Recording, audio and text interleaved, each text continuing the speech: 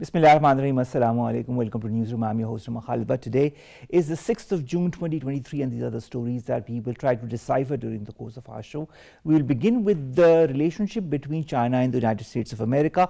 What does seem to be the future as far as these two countries are concerned? A lot of tensions remain, but a lot of differences or changes for the better also seems to be on the horizon. The Shangri-La dialogue in Singapore that was recently held saw a lot of decisive approach from different quarters, especially from the Chinese quarter. The Chinese Defense Minister Li Shangfu informed leaders at the Asia's top security summit that there is no room for conflict with the United States of America, as it is tantamount to an unbearable disaster. Is this some kind of an olive branch as far as relations between China and the US are concerned? We'll be discussing that and more in our first segment. Our second story of the day, ladies and gentlemen, concerns the talks between the IMF and Pakistan, and also the government's efforts to stabilize Pakistan's economy. Prime Minister Shehbaz Sharif recently said, while talking to a Turkish channel, that he was very hopeful of finalizing a deal with the IMF this month. Also, Prime Minister Shehbaz Sharif has given instructions for the provision of direct subsidy to fertilizers to farmers and expand the Benazir income support program in order to provide relief to the poor and the middle class. We'll be talking about the initiatives that the government is taking that will be people friendly, as well as the talks between the IMF and Pakistan. Our third story, ladies and gentlemen, concerns the relations between Iran and the Kingdom of Saudi Arabia. There has been a very positive development since China intervened and was the reason for the, of course, the thaw in relations between the two countries. Now, Iran is all set to reopen its embassy and consulate in the Kingdom of Saudi Arabia on Tuesday. That is today, after a period of 7 years. And finally, we'll be talking about a 3-year-old Palestinian boy who died on Monday. This was confirmed by the Palestinian Ministry of Health days after he was shot by the Israeli forces in the occupied West Bank. Nothing new there, and the casualties keep on increasing. Is the world listening? This is going to be our last story. Let's begin with our first, and that concerns the relationship between China and the United States of America. Does there seem to be some kind of a light at the end of the tunnel? More in the following report. The bilateral ties between two great powers, Washington and Beijing, are badly strained over a range of issues threatening to topple global order. Mid-level US-China talks, which mark continuing diplomacy between the two countries despite intensifying competition, paved way for candid discussions between two countries. State Department said in a statement that two sides had candid and productive discussions as part of ongoing efforts to maintain open lines of communication and build on recent high-level diplomacy between the two countries. The maritime incident days earlier had underscored the tensions between two countries. U.S. military's Indo-Pacific Command said that a Chinese ship came close to American destroyer USS Changhoon, causing it to slow down to avoid a collision. Chinese Foreign Ministry spokesperson Wang Wenbin rejected the U.S. version of events, accusing the American destroyer of making provocations first. Secretary of State Antony Blinken cancelled a visit to China in February after U.S. authorities shot down what they said was a Chinese spy balloon that had traversed the country. Both US and Chinese officials say they are not seeking confrontations or a new Cold War in May. In May, US President Joe Biden predicted a thaw would happen very shortly between the two countries. Any conflict between the two nations would bring unbearable disaster for the world, so dialogue and diplomacy is the only way forward. Now, there were mid-level talks that were held between the US and China in Beijing. Senior American and Chinese officials had candid and productive discussions. This is what we have heard, and this is what the media is also saying. And these were also the readouts from both Washington and Beijing as a result of that. The Assistant US Secretary of State for East Asia and Pacific Affairs, as well as the National Security Council Senior Director for China, met with the Chinese officials, Mr. Ma Zhaoshu and Yang Tao. And of course, there seems to be some kind of a development as far as the relations between both the countries are concerned. This said, to add to this is what happened at Shangri-La, and how the Chinese Defense Minister also said that China does not look for a conflict with the US, as it feels that it is tantamount to an unbearable disaster. What does all of this bode? There have been also different allegations that have come from the United States of America as far as China is concerned and Chinese presence is concerned. But this said, Do both the countries realize the impact of increase of tensions between the US and China? Is China deliberately trying to improve relations with the United States of America in the greater good of this new world order, and in the greater good of all the different tensions that are engulfing different regions of the world as we speak? We've got Russia, Ukraine, we've got Afghanistan, we've got other tensions in the region as well. The fact remains that the only way forward is for some kind of a negotiated process in which the countries can at least work together in a cordial atmosphere. But is that atmosphere being given? Will that happen between China and the United States of America? This is a huge question mark that remains on the minds of many. This is what a lot of people are also talking about, especially following what happened at the Shangri-La dialogue in Singapore, where the Chinese defense minister talked about the conflict between the US and China and said that it was a tantamount to an unbearable disaster. Is in fact that he said that there was no room for conflict with the United States of America. This said, also China says that it is committed to the path of peaceful development, but we will never hesitate to defend our legitimate rights and interests, let alone sacrifice the nation's core interest. A Cold War mentality, this is what China said, is now resurgent, greatly increasing security risk. Mutual respect should prevail over bullying and hegemony. Also, the Chinese said, warned about the establishment of NATO-like military alliances in the Asia-Pacific region, saying they would only plunge the region into a whirlpool of disputes and conflicts. NATO is also one of the reasons that the whole Russia Ukraine conflict began, if we remember well. This said, the fact remains that countries across the world, whether they be developing or developed, are always affected by huge conflicts, whether they culminate in some kind of a military conflict or not, or otherwise. But the fact remains that the tensions that are there between the US and China are giving rise to a lot of secondary issues across the world, whether they be geopolitical or geostrategic. We've been joined by Dr. Munawar Hussain, foreign affairs expert. Dr. Saab, thank you very much to have joined us. Dr. Saab, the mid-level US-China talks, which mark this continuing diplomacy between the United States and China, come 2 days after the US military had accused China of unsafe maneuvers near a US military ship in the Taiwan Strait. Do you feel the agenda of these talks will include this as well? Thank you very much for having me in the show. We can understand the tussle between China and United States of America by understanding the system. When Soviet Union was disintegrated, there was unipolar system and there was one order, and that order was led by United States of America. And in 1990s, Americans, they decided that they have to have engagement policy with China. And once China become rich, China would bring transformation within its society, and it would become a democratic, it would have a stake in international system, and China would be cooperative.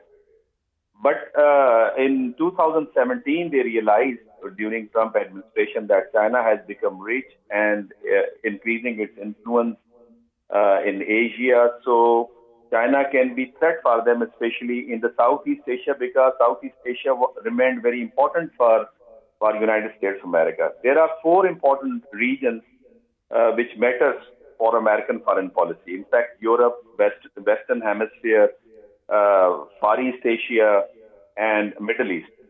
Middle East is important because of the oil, while Far East Asia is important because of the great powers there.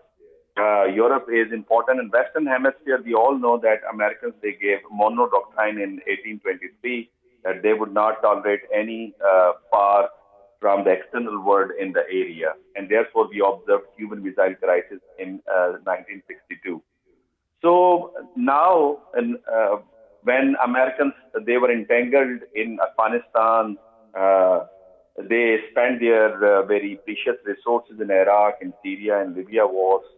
The perception emerged in the world that American power is relatively declining. So we observed that another order is emerging, which is led by China.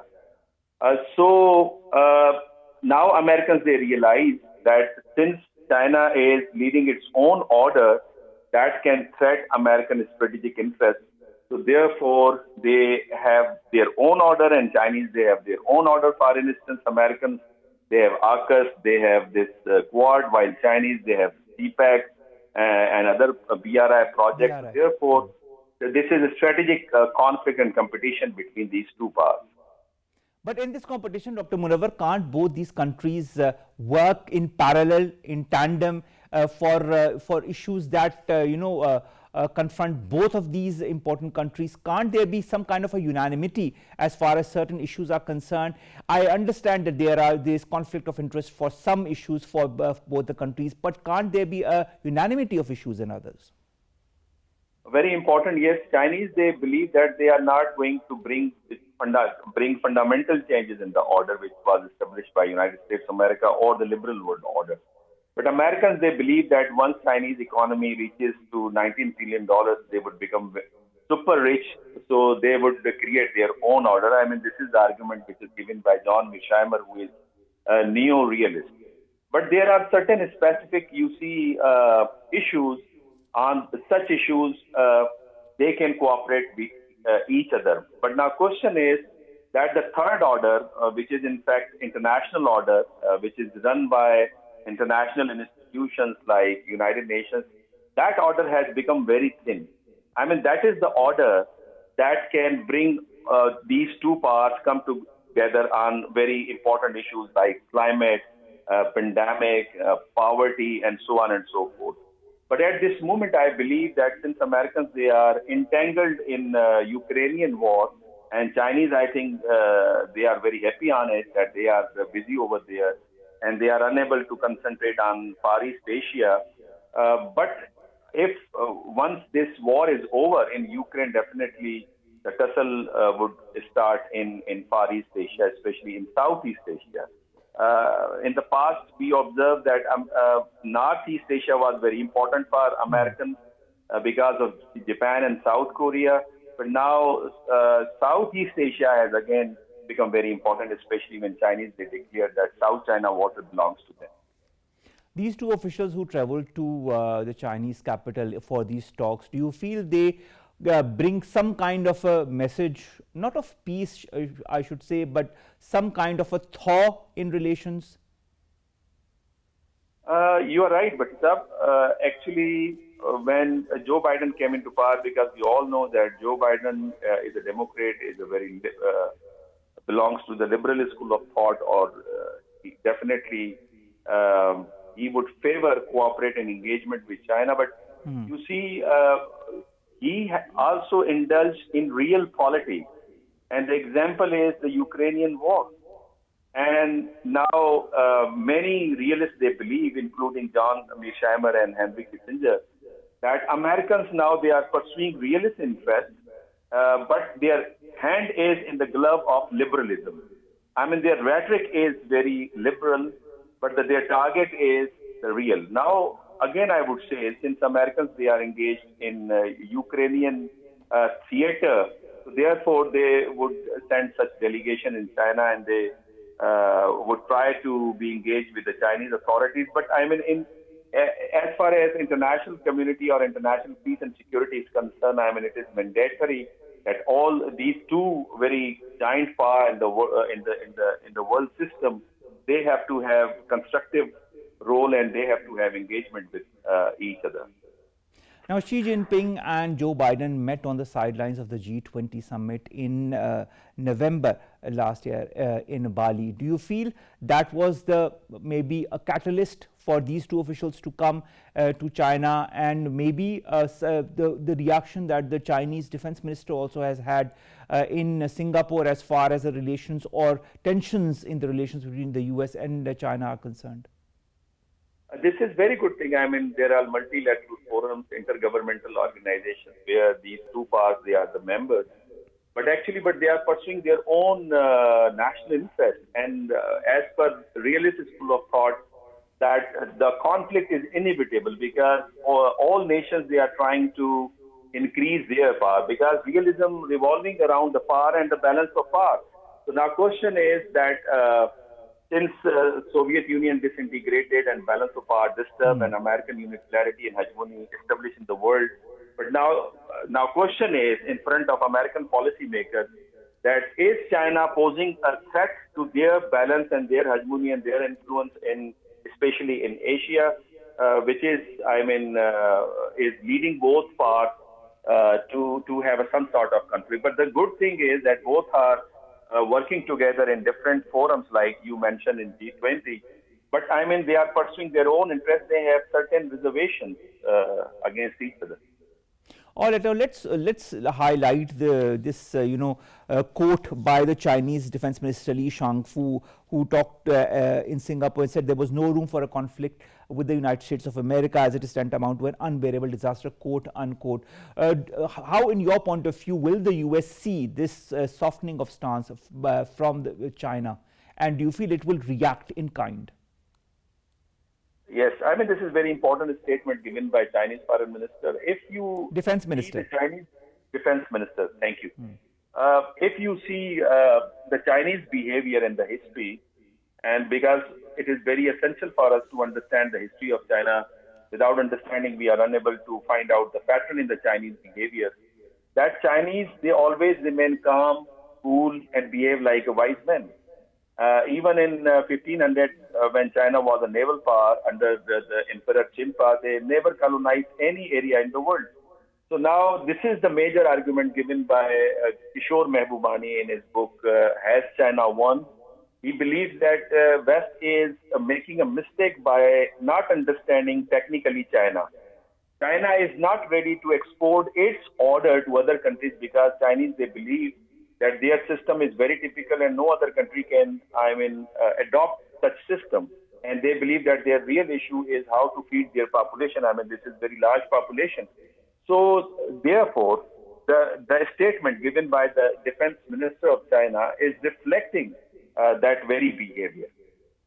All right, Dr. Munawar, also we see with all the conflicts that of course the US is also involved in the Ukraine-China conflict. Then we have other geostrategic issues that are engulfing the world. The economy, the global economy, the economy of regions is being affected by all of this, including the US economy. Now, JP Morgan chief executive has warned that tensions between the US and China have upended the international order, which makes it more complex for business to deal with than the Cold War era. Do you feel this competition, this tussle, if you might call it, is affecting global economy? Definitely, it has affected. If you see, because of the Ukrainian war and the fear that such conflict might be start in the case of Taiwan and Southeast Asia, because it has very, bad impact on the economy. Even if you see American economy, now their central bank has got something like $20 trillion debt. So American economy is under very heavy debt, and their interest rate is increasing day by day.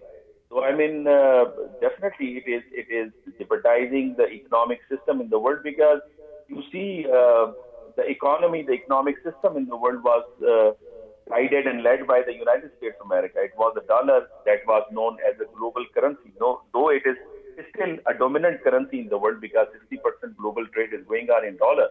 But that dollar is being challenged by different currencies. The yuan, the Indian currency, even Brazilian president, he started trade in yuan and other currencies. He suggested in BRICS that they have to have other currencies other than dollar. Similarly, the euro. Therefore, such things are coming in front of us. So these developments are indicating that the system is in a transformation.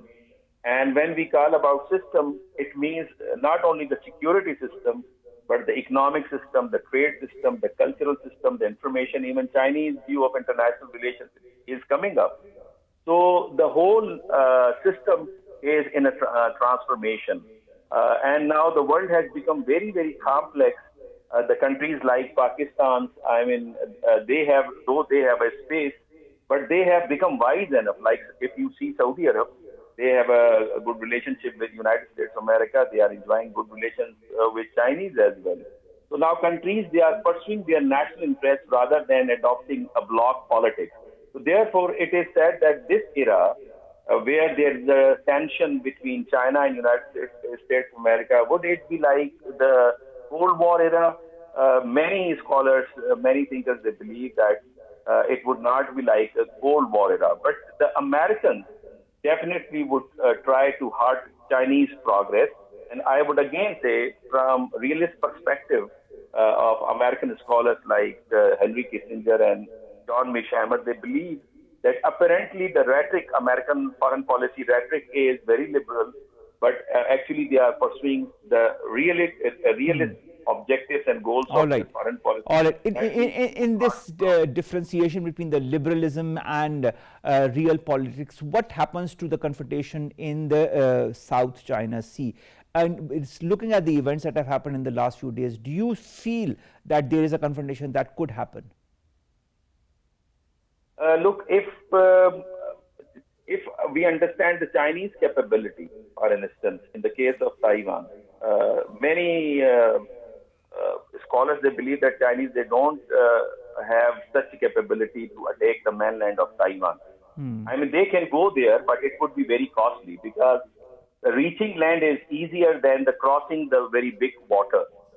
But if Americans would compel or irritate Chinese to do this, definitely they would do this, because they have given the statements many times, like the Putin warned the West that if you are expanding their NATO and making Ukraine the member of the NATO, then it would be like attack on Russia, and we would respond, and they responded. So because this is the vital interest of China, and China. All right, Dr. Munawar, I'll have to cut you here. I have to ask you one last question, but I want a very, very short answer to it. In May, Joe Biden said that there will be a thaw that will be happening very shortly between China and the US. Is that imminent? Maybe. I would say maybe. Okay.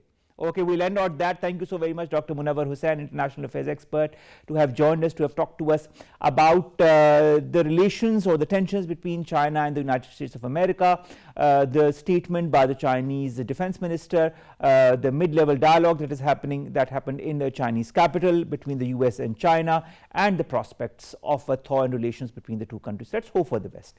Let's come to our second segment, and that concerns Pakistan IMF talks, as well as the government efforts in order to bring relief to the people of Pakistan. The budget is happening very, very soon. We will be knowing and of course discussing with you what will be given at the budget. But till then, let's watch this report and come back with more discussions. Pakistan is navigating a difficult economic landscape, but the current government has introduced a number of policy initiatives to bring stability and growth in economy and improving ease of doing business. Pakistan has completed all technical formalities for the 9th review of the International Monetary Fund's program, and there are high hopes that a staff-level agreement would be reached with the IMF before the new budget, which would be presented. Prime Minister Shahbaz expressed hope of finalizing a deal with the International Monetary Fund this month. Pakistan has shared some of the details of the fiscal year 2023-24 budget with the fund. As to Pervez Ruiz, President Representative of IMF in Pakistan, apprised that IMF staff continues the engagement with Pakistani authorities to pave the way for a board meeting before the current program expires at the end of June. Showing signs of stable economy, current account deficit declined by 68% to $3.8 billion during the first 8 months of the current fiscal year from $12 billion during the same period last year. Premier Shahbaz Sharif-led government has been able to navigate the challenges faced by Pakistan in the best possible fashion with the help of people-centric policies and astute decision-making. All right, to discuss that in detail, we've been joined by our guest Ali Hasanain. He's a professor at Lambda. He'll be joining us very shortly. But till then, let's talk a little bit about the different happenings that have been going on in the last few days. On the 30th of May, it was said that the IMF remains in touch with Pakistan's authorities in order to pave the way for a board meeting before a financing program expires at the end of June. This was said by the IMF's chief of mission. Ordinarily, such a board meeting of a review on program would require a prior staff level agreement, in which in Pakistan's case would unlock 1.1 billion of financing for our country, and of course this is part of the 9th review, and it is a 6.5 billion IMF package that we are talking about. The staff level agreement has been been delayed since the month of November, with more than 100 days gone since the last staff-level meeting to Pakistan, the longest that this has happened since the year 2008. Now, Nathan Porter, who is the IMF mission chief, he has said that overcoming the present economic and financial challenges will require sustained policy efforts and reforms for Pakistan to remain strong and inclusive private-led growth. This is what the IMF is expecting from Pakistan. On the 28th of May also, that was on a Sunday, Finance Minister Ishaq Dar Saab has said that Pakistan will share its budget details with the fund, and some of those budget details have in fact been shared with the IMF. The IMF says its staff look forward to furthering discussions to identify spending and revenue measures that can strengthen debt sustainability prospects.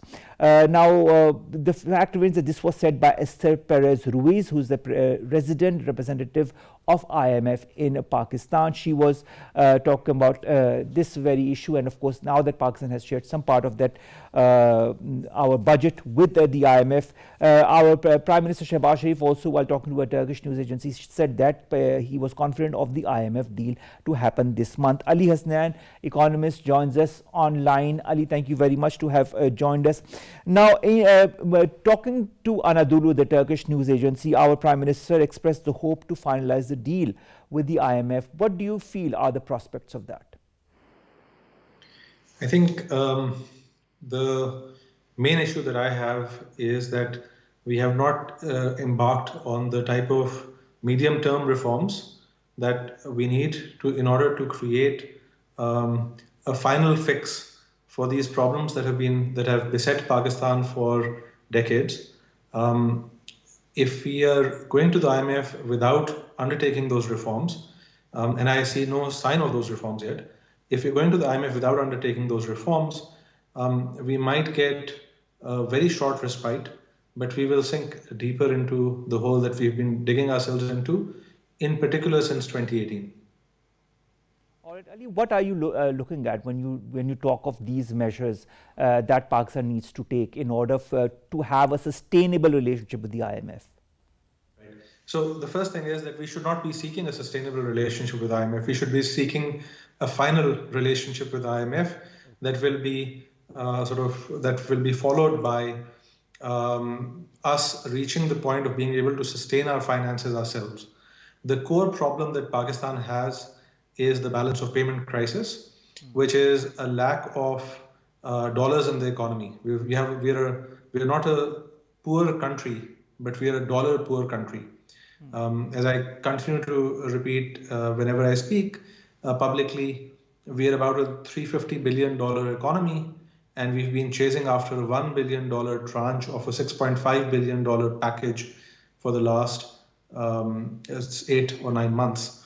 So think the comparison of the Pakistan economy versus the dollars that we are seeking right now is the comparison between 1 year and 1 day, right? That's the contrast. So the question to ask is, why are we dollar poor? And the answer to that is that we have continued to have both imprudent macro policies, and we have structural problems that create an anti-export bias in this country.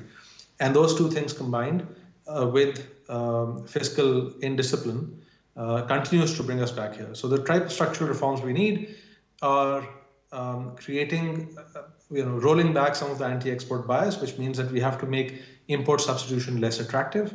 And we have to finally undertake the tax reforms that you've been hearing about for the last 2 or 3 decades, but somehow never seem to get started with seriousness. All right, Ali, when you talk of all of these things, do you think these could be part of a plan B in case that our talks with the IMF do not come to fruition?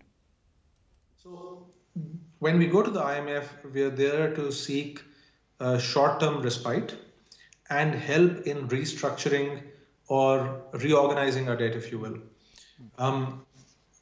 Pakistan has such immense amounts of dollars that we owe to others, combined with an economy that doesn't create enough new dollars on its own, that we absolutely need help in managing that debt in the short term. For us to have that, we have to get on the table and have more open conversations where the other side can also see a commitment on our part to undertake those reforms. Because if the conversation is that Pakistan is willing to accept your tranches, but we are not really seeing credible movements on that medium-term reform agenda, then the other parties are getting clearer and clearer that Pakistan will be back to the IMF. We already know that we'll have to go back to them in a month or two, but we'll have to continue to go back to them 2 years from now, 5 years from now, and so on. And that's not really what the IMF was set up to do. The IMF was set up to help countries that have cornered themselves into a problem spot, get out of that, and then to recover and stand on their own. We are famously the country that's gone to the IMF the most. We are being discussed. I've listened to conversations between some of the world's top economists globally talking about problems that the IMF has, and we are cited as an example of one of the worst problems that the IMF faces. And it is a mark against the IMF's credibility globally when it works with one country for so long without a final solution to the problems that we have. Now, we've talked about external financing, and of course, there are friendly countries that are providing us with that. That was one of the preconditions as far as this IMF's ninth review is concerned, the culmination of this ninth review. Is the IMF satisfied with this? What more is it looking for apart from the external financing? I know we've talked about that in the very beginning of our conversation, but would you like to reiterate that? I think there are two things that the IMF will be looking at. I'm not privy, of course, to the conversations that are happening between the IMF, either internally within the IMF or with the government as an independent economist. But I know from how the IMF works in other places that there'll be at least two things that they're looking at. One is that the IMF looks at the political stability of countries that it works with.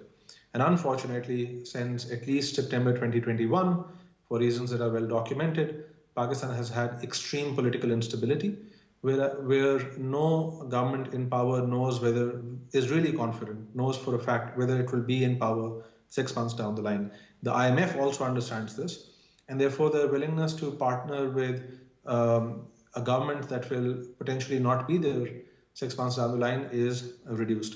The second thing is that even when people are not really firm in power, they can still create goodwill on the other side if they are seen as taking politically costly decisions in order to get ahead and really start reforming the country. And the type of things that I'm referring to are not things like temporarily bringing the exchange rate into order or movement on the interest rate, which is what gets talked about most. But I'm talking about things like increasing the tax net, going into and starting doing privatization, rolling back some of this import substitution, and so on. Those are the type of things that will have an impact for many years to come. And I think those type of things will also create confidence in our lenders, not just the IMF also, but also our bilateral lenders who seem to have tired of lending to Pakistan every couple of years without any change in our behavior. All right, Ali, that is a very important remark that you've made. Now, Pakistan has to repay around $22 billion of external loans, which is 5 times its reserves that are present. In your point of view, what is our fiscal roadmap for these loan payments? What should be our fiscal roadmap for these loan payments? I think there are multiple things, but I'll just mention a few. My friend Ali Salman, who is an economist in Islamabad, had a beautiful line in a recent column. He said, less needs to be done and more needs to be undone. And what he was referring to was the tax code, where we have lots of little clauses and lots of little special, let's say, exemptions and so on for special interests. We need to simplify the tax code, and simplifying the tax code will help to reduce the anti-export bias that I keep talking about. That would be one thing that we could do. Another thing that we need to do is to resolve some of these long-standing issues between provincial and federal finances. And specifically, I'm talking about two things. One is that when provinces run deficits, the buck has to stop with them. They have to be what economists call residual claimants, or the people who bear the ultimate cost of their actions. And two, there has to be greater coordination between provincial and federal governments in terms of tax raising.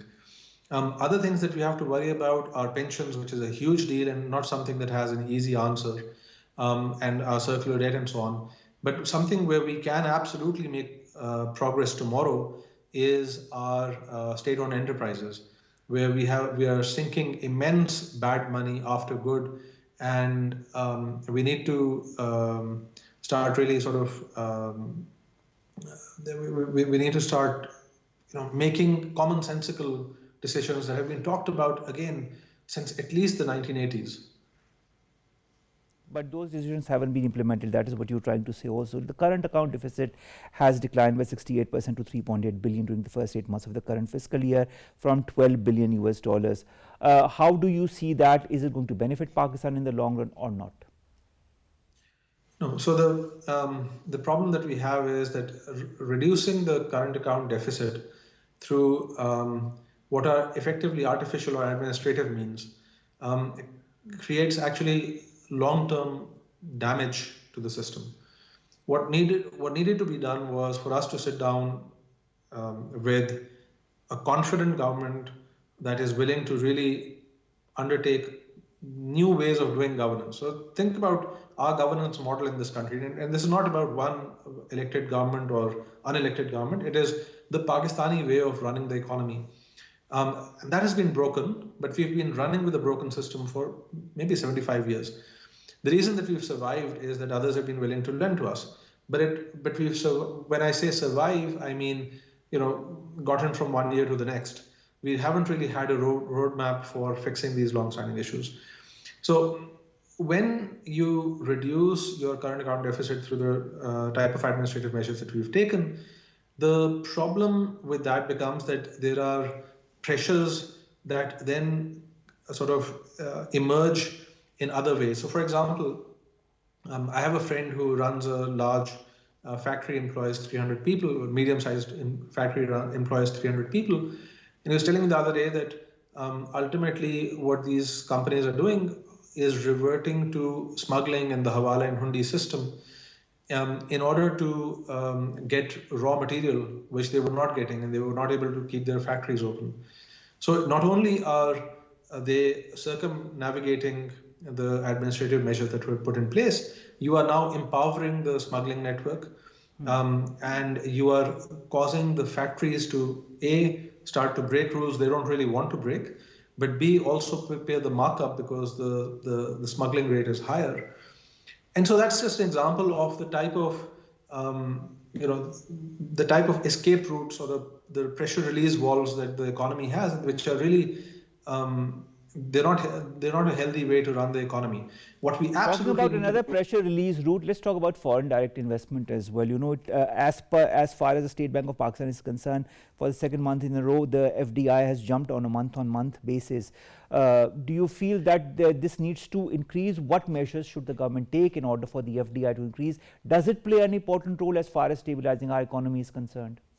Absolutely. So the balance of payment is a function of your trade balance and investments in and out of the country, net investments in and out of the country.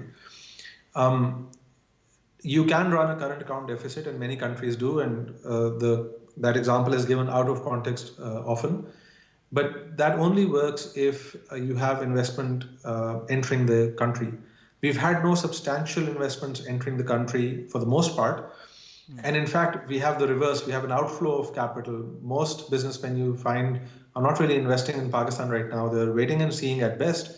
But most businesses are looking to divest in their investments, which hurts our balance of payment, but also means that our growth prospects are worse.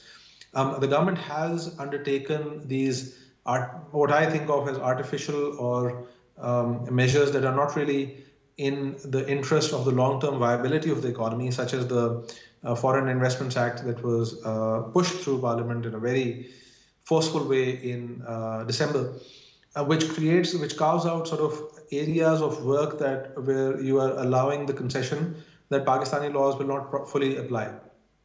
Those type of concessions can help you raise dollars in the short run, but they mean that you're not going to get your country growing. So think of the 10-year prospect for Pakistan, and that is diminished when you carve out such exemptions, the fact remains, such Ali, you yourself have artificial. said in the very beginning that our going to the IMF is beneficial for us in the short term. Shouldn't we look at the improving our situation short term and then look at the long term prospects and then make the changes in order to stabilize ourselves in the long term? Because in the short term, this is what Pakistan needs to come out of this current economic situation that it is engulfed in. Which brings me to the common man. You know, when you look at the common man, when you talk to the common man, everybody understands the situation that Pakistan is embroiled in, and everybody wants Pakistan to come out of it. Now, our Prime Minister or our government is also trying to take special measures in this coming budget that is going to be announced on the 9th of this month to provide relief to the masses in different sectors. How important is it for any government, whether it be this government or any other government, to look at the interest of the common man, of that person that cannot afford his livelihood with the increase in prices? Absolutely. So you've made two absolutely excellent statements there. The first is discussing the short term versus long term, and I want to deal with that first. In the short term, the reason that you go to the IMF is to seek short term relief, and not relief at the petrol pump, and not relief in terms of the end prices that we are facing, but relief in terms of giving us breathing space to go and negotiate with our creditors and to restructure our debt, which is absolutely, so you can restructure debt 2 or 3 ways. You can start to undertake more and more sort of these artificial measures, such as the ones that we're taking about not allowing imports, such as carving out special allowances for businesses from outside and so on, which are detrimental to long-term growth. Or you can say, let's sit down with our creditors and say, we will pay you back, but we can't pay you back in the timelines that we have. Let's sit down and work out a way where we have longer timelines.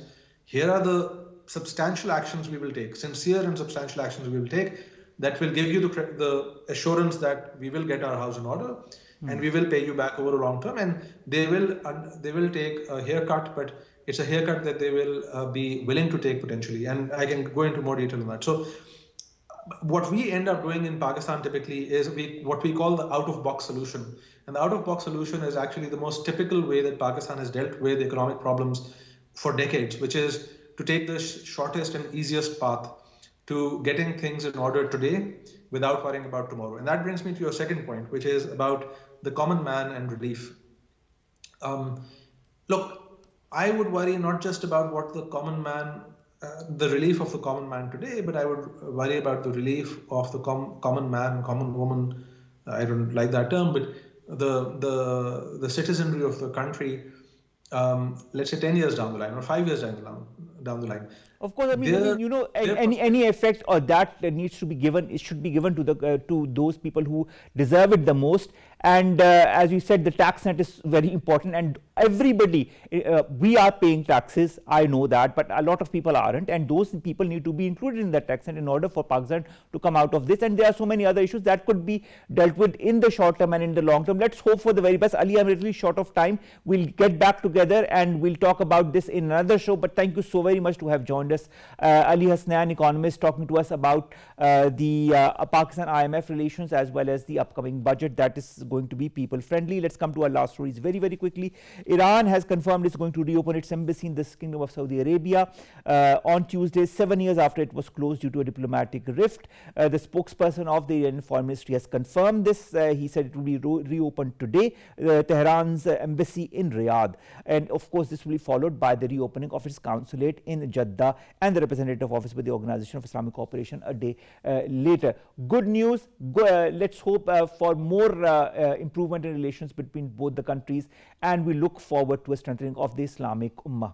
Finally, a 3-year-old Palestinian boy, ladies and gentlemen, has died. The Palestinian Ministry of Health has said days after he was shot by Israeli troops in the occupied West Bank. Muhammad Haytham al-Tamimi succumbed to critical wounds because of Israeli firing, which happened on Thursday night near the Israeli settlement of NEWSROOM, north of Jerusalem in the West Bank. He was the father of the boy was going to visit his brother when he and the son were shot. And the son, of course, was fatally wounded. He succumbed to his injuries a couple of days later. This whole barbarity, that barbarism or violence that is going on in Palestine needs to stop, and the world needs to really pause and think back at all the policies that it has had that has led to such violence emanating in Palestine or also in the Indian illegally occupied Jammu and Kashmir. Let's hope the world realizes before it's too late. With that, we come to an end of today's newsroom. We'll see you inshallah tomorrow with new stories and segments that pertain to us, you and Pakistan. Allah Hafiz.